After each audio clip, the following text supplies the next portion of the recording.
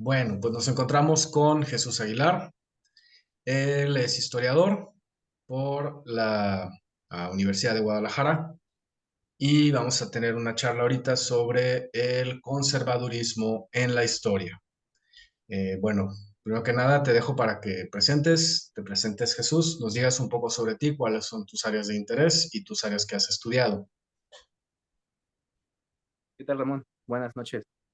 Este, pues sí, ya ves, como lo dijiste, pues licenciado en Historia por la Universidad de Guadalajara. Soy profesor e investigador, este, tanto en áreas locales de Jalisco como en el sur de México, Chiapas y Centroamérica. De forma particular me interesa la política y el comercio, ¿sabes? Entonces hemos estado ahí medio, este, un tanto informados porque también le tiro especialmente a lo que es historia contemporánea, es decir, lo que está sucediendo en la Ujú. actualidad. ¿Y en qué periodo es tu periodo de estudio? Si realizaste proyecto de investigación en la licenciatura, ¿qué es, digamos, la temporalidad que te interesa más?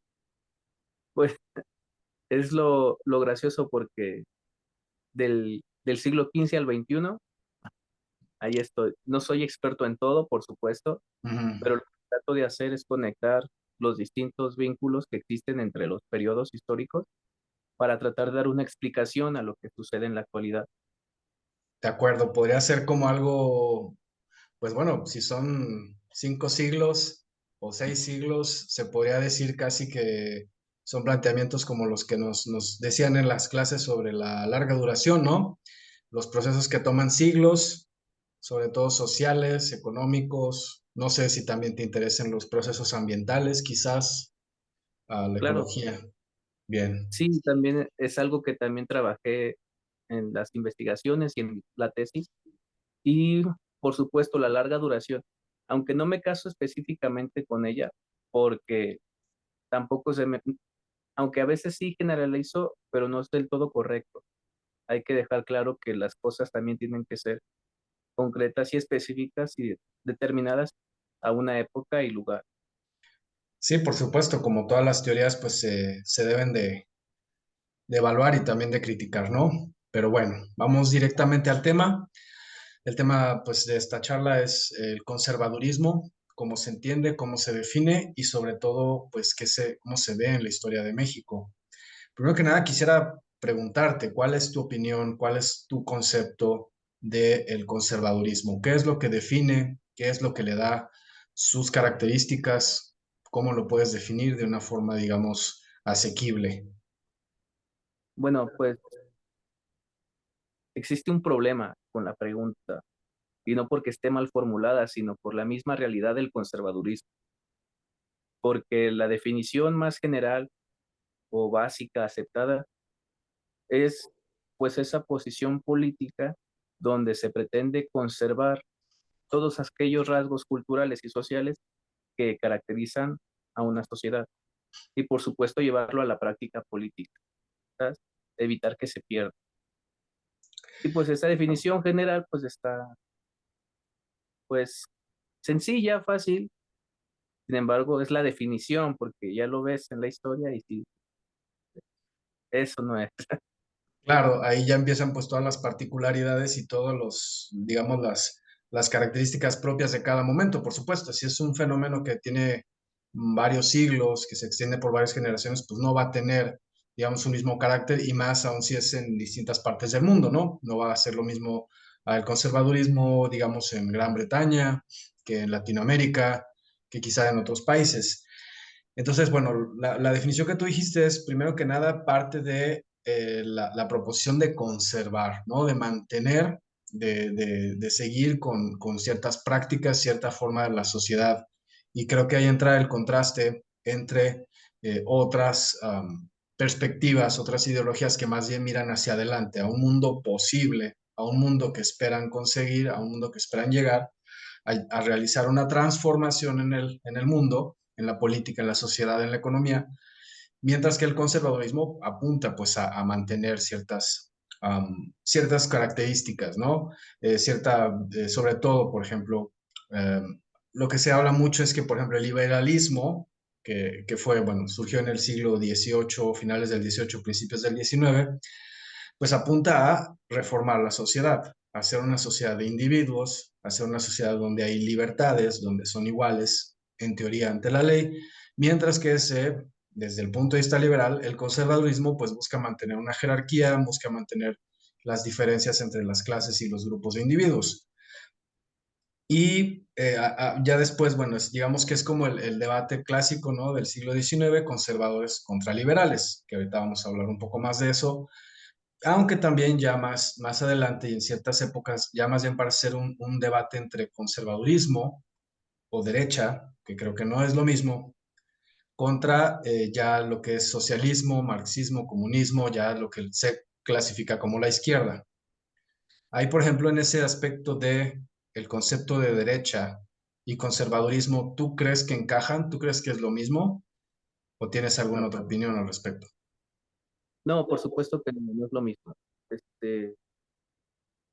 Creo que es importante dejar claro que los términos de liberales y conservadores, pues cuando surgieron, pues claro que tenían un sustento académico, por así decirlo, ideológico. ¿Sabes? Sin embargo, lo que es izquierda y derecha, pues jamás. Han sido más bien como sobrenombres para señalar de forma despectiva a alguien que está a favor o en contra de algo. Por lo tanto, pues no creo que se pueda pues tomarlo como en serio. Es decir, sí podríamos enlistar características de la izquierda y la derecha, pero esa lista a final de cuentas no la podemos aplicar a un tipo de ideología o política social, porque al mismo tiempo los integrantes de izquierda o derecha pues no se identifican como izquierda o derecha, ¿verdad? E incluso aquellos que sí, sí se atreven a decirse, no, es que soy de izquierda o derecha, no, es difícil pues que comprueben qué es la izquierda, qué es la derecha. Y la verdad es que pues no existe una definición, propuesta social, política, filosófica. ¿Verdad? Creo que más bien es un mal hábito que la mayoría hemos tomado de acostumbrarnos a decir izquierda, derecha. Pues es como una categoría muy vaga, ¿no? Puede ser a lo mejor fácil, digamos, para, no sé, como diferenciar ciertos extremos, sobre todo los extremos, pero creo que la No, y realidad es bastante más compleja, ¿no? sirve como discurso político, Mm, especialmente, como como, para tratar de distinguir que somos diferentes o como que ajá, agarrar lo positivo de cada uno. como una especie de bipolaridad, ¿no? O sea, los que estamos de este lado contra los del otro equipo y nosotros los buenos y aquellos los malos, ¿no? Bueno, hablando precisamente de Así es. que son categorías amplias, ¿no? Entonces, porque a veces ciertos movimientos o formas de pensar que no son tan parecidas se meten dentro de un mismo cajón, sea en la izquierda o en la derecha. Por ejemplo, en lo que se le llama la derecha y que muchas veces se le llama ya la extrema derecha, pues se pone tanto al conservadurismo tradicional de toda la vida con otras tendencias ya más bien, por ejemplo, el fascismo, el nazismo, a ciertos nacionalismos que yo siento que tienen bastantes diferencias con el conservadurismo tradicional como como para simplemente equivaler y decir, es la derecha, porque realmente hay diferencias muy sutiles, yo creo. Por supuesto, creo que ese ejemplo que acabas de poner es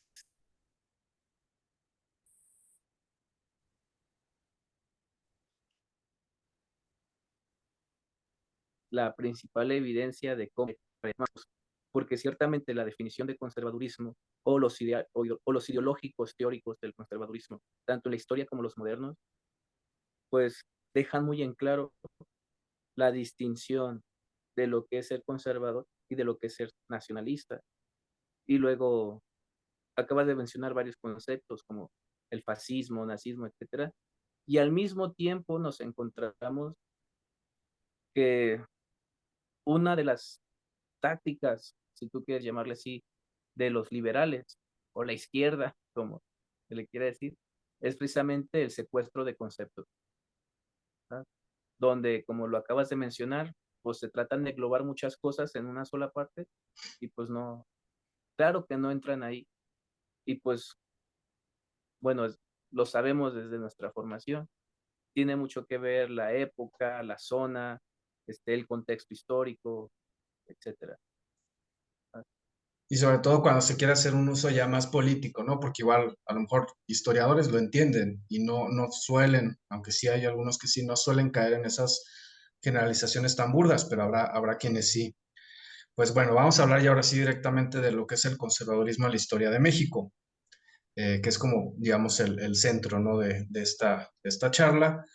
Y ahí, pues hablando precisamente de qué es y cuándo comienza a ser, cuándo se puede hablar del conservadurismo, no sé si tú estás de acuerdo, se puede decir que es algo ya del México independiente o quizás es algo incluso anterior, quizás de la guerra de independencia o incluso del periodo colonial. ¿Tú cómo lo ves?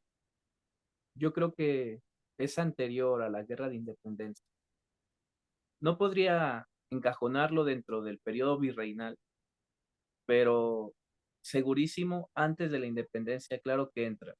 Tal vez no están conscientes ellos en ese momento de que es conservadurismo o que lo que están buscando es una nueva postura ideológica, pero este, dejan muy claro su postura, donde lo que buscan es preservar. Si recuerdas, pues todo esto de la gran independencia fue la consecuencia de golpe de Estado contra el virrey, Francia se hizo de la corona española, etcétera. Y en estas diferencias es donde surgen precisamente estas ideologías donde, ¿qué es lo que debería de hacer? Aceptar los cambios, así ciegamente, sin decir más nada, moldarme a ellos, o tratar de conservar lo que soy, lo que tengo. Y esa es la principal característica del conservadurismo, conservar lo que soy. Y que quede muy claro que el conservadurismo no se opone ni a la transformación, ni al progreso, ni a la tecnología, nada. Está perfectamente de acuerdo en eso, siempre y cuando no se destruya la esencia de lo que es la dignidad del ser humano, el respeto, la nación, la patria, etcétera. Y precisamente con esta intención es que pues surgen estos ideales. ¿Qué debería de hacer?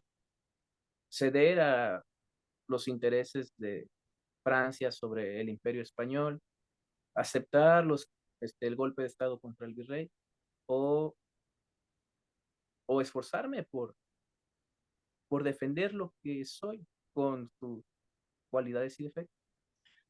Sí, Yo exactamente. Ajá, ahí marcaré el inicio, pero el personaje de ese momento no te podría dar un nombre de acuerdo. específico. Pues bueno, por ejemplo, pensando en eso que dices que es antes de la independencia, de la guerra de independencia, por ejemplo, el personaje, digamos, el iniciador del estallido que fue la independencia, que fue Miguel Hidalgo, no lo olvidemos que era un cura, como también lo eran Morelos, es decir, eran gente de la iglesia, que pues obviamente se asocia al conservadurismo, conservadurismo e iglesia parece ser indisociables, al menos en la historia de México, pero también no, o sea, no es tan simple como decir, bueno, eran conservadores o liberales el cura Morelos y el cura Hidalgo, porque pues también, como lo dices, ellos estaban rebelando contra ciertos cambios, reformas en la monarquía española que pues se veían como una amenaza, ¿no? Al mal gobierno,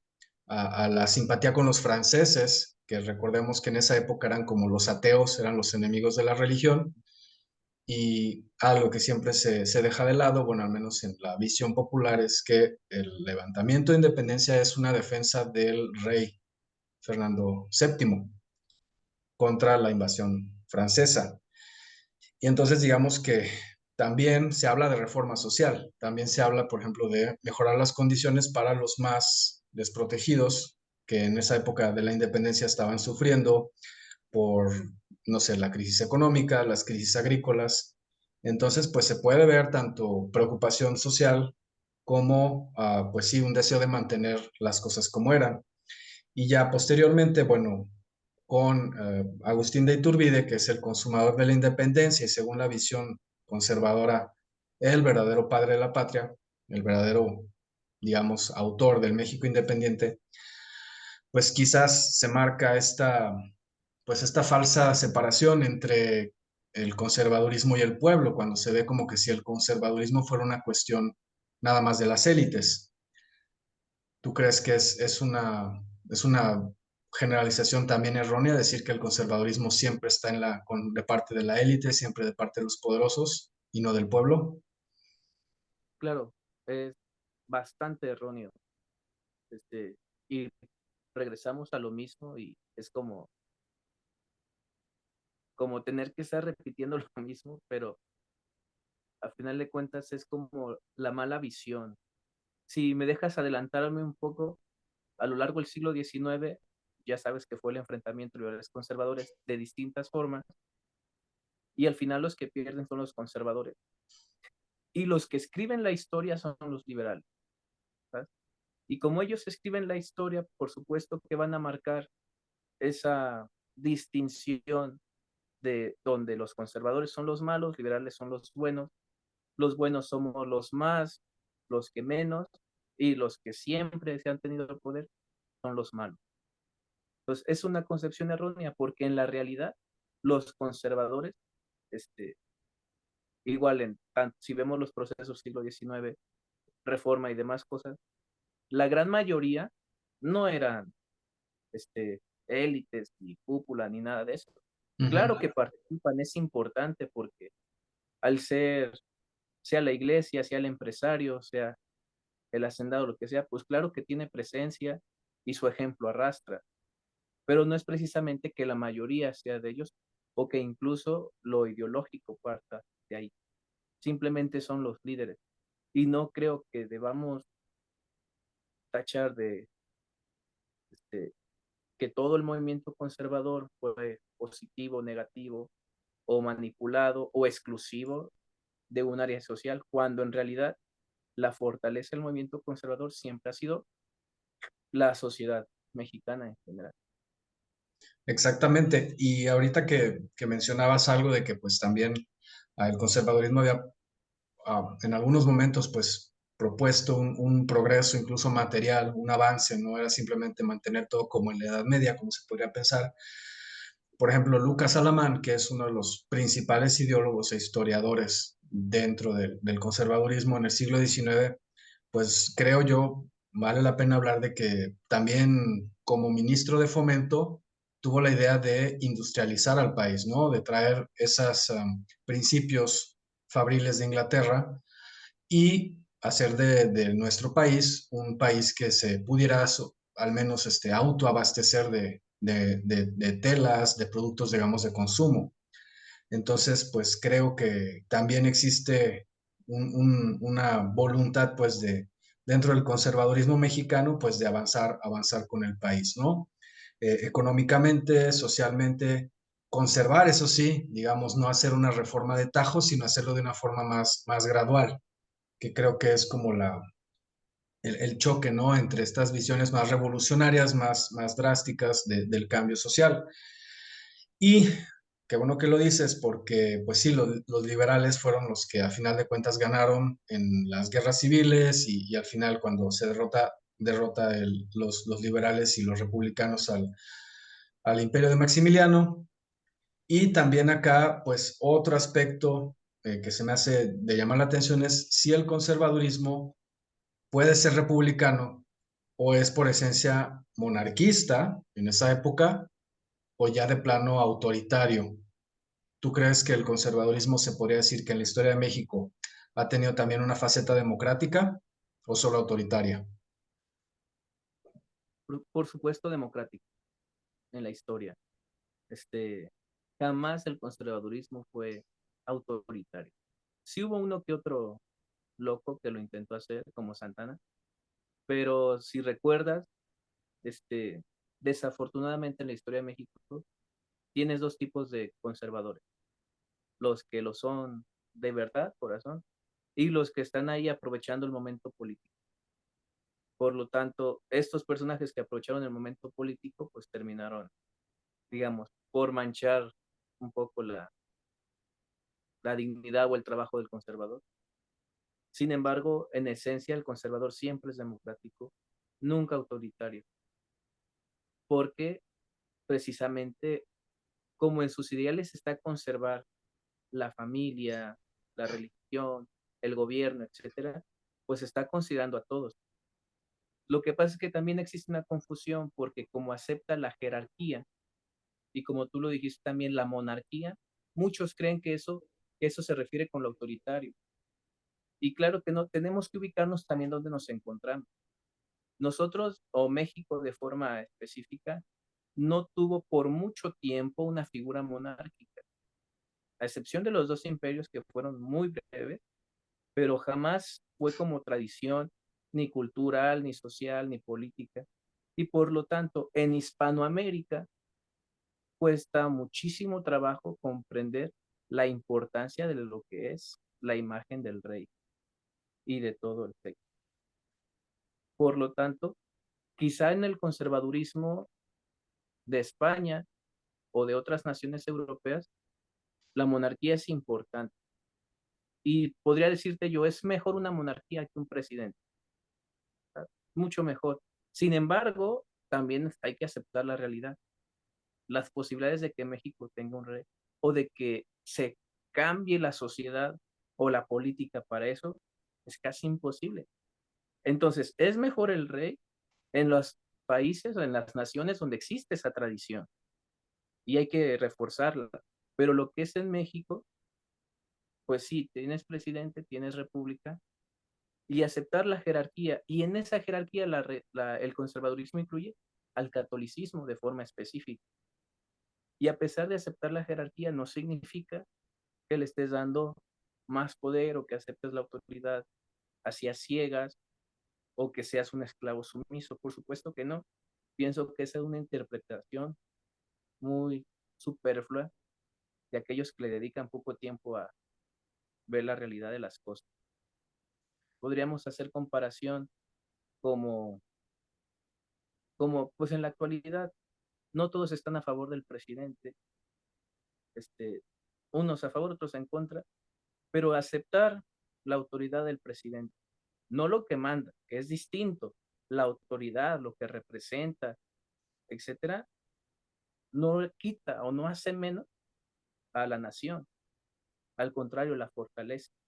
Y si el personaje no está cumpliendo con su trabajo o salió incompetente o lo que sea, pues eso significa simplemente que hay que echarle más ganas, pero no que tenga que destruir la imagen de, del presidente, que no se trata del personaje que lo ostenta, sino de la figura que sostiene ante la nación.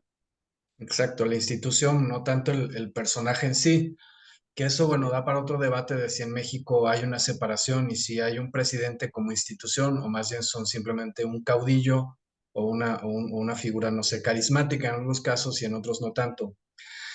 Bueno, sobre el monarquismo, yo nada más quisiera agregar que quizás en la época, por ejemplo, de la intervención francesa del Imperio de Maximiliano, no era tan descabellado hablar de un monarca en México, porque realmente pensando la gente que habrá vivido en esa época, muchos de ellos quizá nacieron o vivieron cuando México era una monarquía, ¿no? Cuando era parte de la monarquía católica, la monarquía de España. Y digamos que yo pienso que la monarquía en ese aspecto surgió como un remedio que algunas personas vieron cuando las repúblicas que hubo inicialmente en México pues no daban realmente ninguna certeza, ninguna estabilidad. Entonces se pensó que realmente si lo ves como tal, así en ese momento, las monarquías eran la mayoría de los gobiernos en Europa. Había también una monarquía en Brasil que había tenido mucha estabilidad con décadas de paz y de adelanto económico, y las repúblicas eran contadas, acaso los Estados Unidos, las repúblicas de Hispanoamérica, quizás la República Francesa que existió en algún momento, pero para la gente de aquel momento, pues la monarquía era pues lo que se conocía y lo que funcionaba. Claro, ya para nosotros, 150 años después de eso, pues ya no es así, ya realmente las monarquías que hay son contadas y muchas de ellas son más bien como parlamentarios, ¿no? Regímenes parlamentarios, no tanto una monarquía como se entiende en los siglos anteriores. Y bueno, ya pasando a lo último que quisiera discutir, la Revolución Mexicana y el anticlericalismo. ¿Cuáles son los signos, cuáles son las huellas de esa confrontación entre esa revolución y el conservadurismo. Pues ahora sí me voy a ir a la larga duración. No me voy a quedar en la revolución. De forma general, podemos decir que entre las principales herencias que dejó el Imperio Español en la Nueva España a México fue el catolicismo, como una brújula que permitía tanto a las autoridades, políticos, empresarios y hacendados, campesinos y demás, marcar el rumbo hacia lo que es correcto y hacia lo que es mejor. Porque incluso el catolicismo más tradicional te impulsa a trabajar, transformarte y moverte, no estar quieto. Sin embargo, si recuerdas después de la Guerra de Reforma, donde se le hace una persecución al catolicismo y a los conservadores con el pretexto de algunas leyes de la Constitución de 1857, Porfirio Díaz, a diferencia de Juárez y los demás, la dejó en paz. No cambió la ley ni nada. Tampoco no defendía al catolicismo o conservadores así a viva voz, pero por lo menos los dejó tranquilos, ¿sabes? No hubo conflicto mayor con ellos. Sin embargo, el, el siglo XX demandaba nuevas estrategias políticas y económicas que Porfirio Díaz no estaba implementando. Y como Estados Unidos ya tenía intereses en la nación, además de otros países extranjeros, a partir de los conflictos del siglo XIX, pues ellos necesitaban un México, digamos, más chiquito, que fuera fácil de controlar. Por lo tanto, cuando la revolución inicia y Venustiano Carranza, hasta 1917, organiza la Constitución y estas leyes anticlericales, no están persiguiendo al catolicismo porque sea un odio ciego hacia la Iglesia católica, ¿sabes? No es que fuera un odio ciego hacia algún tipo de religión, sino que más bien es como un subconsciente donde tanto América y Europa saben que la figura del cristiano católico representa ese ideario político del conservadurismo, esa necesidad de transformar la sociedad sin tener que explotar, manipular, etcétera, y avanzar en ella, pero como siempre, resguardando lo que lo identifica. Y además, el siglo XIX, tú lo sabes, en el mundo fue la época del imperialismo. Todo el mundo se quiso repartir el resto del mundo. Y México, a excepción de Estados Unidos, este, México no fue repartido. Solo Estados Unidos le quitó un trozo, ya lo sabemos, más de la mitad. Pero fuera de él, ningún otro lo había logrado quitar algo, ¿sabes? Lo intentaron muchos, lo sabemos, ya por eso tuvimos el Segundo Imperio, bla, bla, pero en sí no le quitaron nada. Pero el siglo XX, donde queremos ver el resultado del imperialismo, donde yo ya he invertido por todo un siglo mis empresas, mis estrategias políticas, etcétera, no están sucediendo en México. Y parte importante es que los que lo han frenado son estos políticos conservadores. Y bien sabemos que los conservadores jamás existieron como un partido, ¿sabes? No es que ellos hayan dicho Partido Conservador, no, no existió una alianza, sino que cada quien desde su trinchera, por así decirlo, pues daba esta batalla.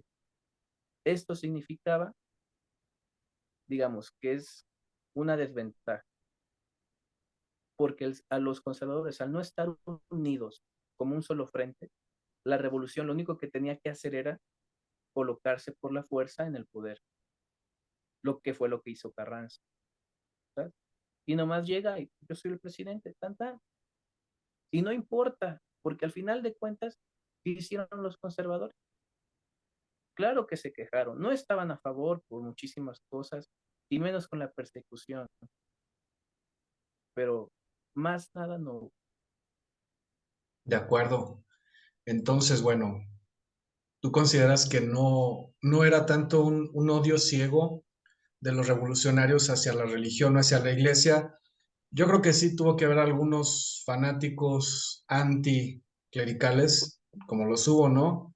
Como el gobernador de Tabasco, Garrido Canaval, que fusilaban, bueno, no solo las imágenes, también a los creyentes, ¿no? Eh, También habría que, eso ya demandaría otro análisis más profundo posteriormente. Es que recuerda lo que son dos posturas diferentes, Ujú. la postura del plan político y la postura de quien lo ejecuta. Así es. Entonces, el plan político, pues no es que estuviera en contra de la religión en sí, sino de lo que representa, ¿sabes?